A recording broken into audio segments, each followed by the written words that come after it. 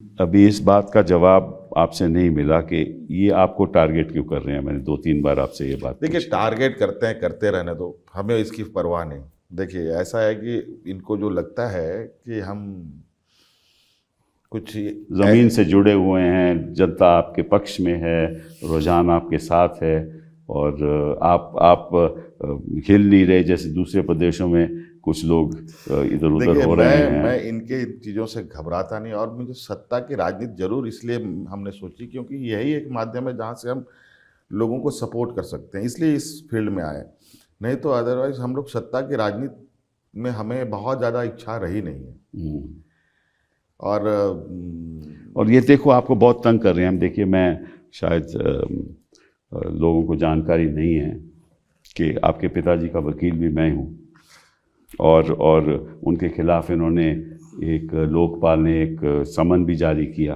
अब वो एक उम्र के उस पड़ाव में है। नहीं, ये तो बड़ी मतलब कि मैं समझता हूँ कि बड़ी छोटी बात है कि सीबीआई ने उस केस में रिपोर्ट दी कि इनके खिलाफ कुछ नहीं है, जो भी संपत्ति है ये 10 साल से पहले की ली गई है, और लोकपाल के कानून के आधार पे कोई कार्रवाई हो नहीं सकती। ये सीबीआई की रिपोर्ट है, फिर भी लोकपाल ने आप लोगों को नोटिस दे दिया, उनको नोटिस दे दिया। तो मैं समझता हूँ कि ये जो इनका दृष्टिकोण है ये कही है कि भाई कहाँ कोई भी अगर मजबूत मुख्यमंत्री हो, मजबूत एक आदिवासियों का नेता हो, तो किसी तरीके से उसको सत्ता से बाहर किया छोटा सा इंसिडेंट बताऊं, जो ईडी सीबीआई का जो आपने जिक्र किया है, तो अभी ईडी लगातार हमारे साथ, पता नहीं उनको क्या लगाव हो गया है। पहले तो ये बताते नहीं हैं सम्मनों में कि भाई हम क्यों बुलाना चाहते हैं, 1 नहीं 2 नहीं 3 नहीं, आ जाओ, लगता है कि मैं उनका आदेशपाल हूँ और बैठ जाओ, जैसा मैं कहता हूँ वैसा करो। तो हमने भी सोचा कि नहीं, ऐसे काम नहीं चलेगा, पहले बताना होगा, फिर आपसे हम बात करेंगे। 7-8-10 सम्मान के बाद मुझे बताया गया कि इस संदर्भ में आपको बुलाया जा रहा है। हाँ, ये बात ठीक भी, जरूर हम, आपने जो पूछा है इसका जवाब हम देंगे आपको।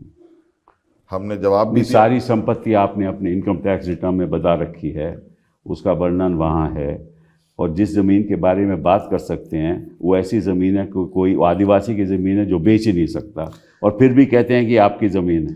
नहीं, अब मैं उसमें बताऊंगा ना कि उसमें तो ऐसा और आप एफआईआर में आप अक्यूज का नाम नहीं है, लेकिन रोज़ के रोज़ आपको समन करते हैं। सर, यही तो ताजुब है, आज के दिन में इस तरीके की भी सज़ा होती है क्या? मुझे नहीं मालूम, मुझे बिना तो गुनाह का सज़ा नहीं, ये तो ऐसा लगता है कि सज़ा पहले करते हैं, गुनाह बाद में पेश करते हैं। लेकिन इंटरेस्टिंग बात आपको मैं बताऊं, शायद आपको मालूम नहीं। अब आपके बाबूलाल मरांडी साहब हैं, उनके खिलाफ मैं इलेक्शन कमीशन के उसमें वेबसाइट पे हम देख रहे थे, क्योंकि जब ये इलेक्शन 2019 में हुआ तो उनको सबको बताना पड़ता है कि उनके खिलाफ कौन कौन से केस हैं। तो मैंने देखा कि लगभग 5 केस ऐसे हैं जो पीएमएलए के अंडर शेड्यूल्ड ऑफेंसेस हैं। वहाँ नहीं, 5, कोई नोटिस नहीं, कोई किसी को बुलाया नहीं। और ऐसा केवल बाबूलाल मरांडी साहब ही नहीं है, ऐसे 4 लोग और हैं। आपका रणधीर सिंह साहब हैं जो एमएलए रहे, फिर आपके शशि भूषण हैं साहब, मेहता साहब हैं, और एक भानु प्रताप शाही साहब हैं। और इनको कभी नोटिस गया? इनसे पूछिए कि भैया, ईडी से पूछिए कि आपने कभी उनको नोटिस दिया?